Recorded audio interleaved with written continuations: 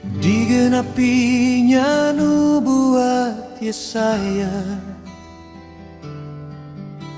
Yohanes mempersiapkan jalannya.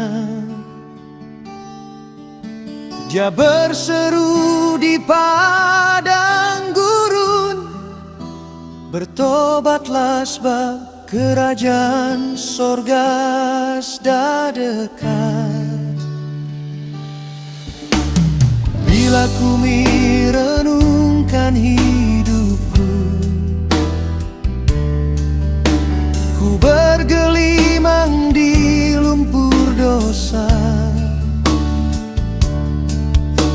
Tetapi Tuhan Yesus telah datang menyelamatkanku dari lumpur dosa.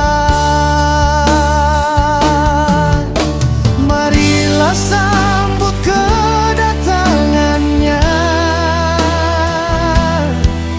mari persiapkan hati kita. Lahirlah Yesus di hati kita sampai Maranatha. Yesuslah jawabannya bagi kita yang berdosa.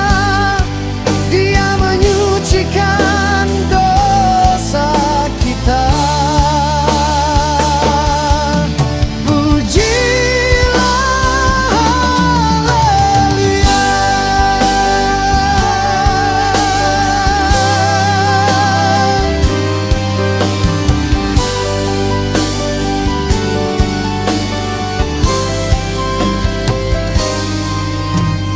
Dengan kasih setianya, Dia menuntun kita. Dia menyertai hidup kita. Pujilah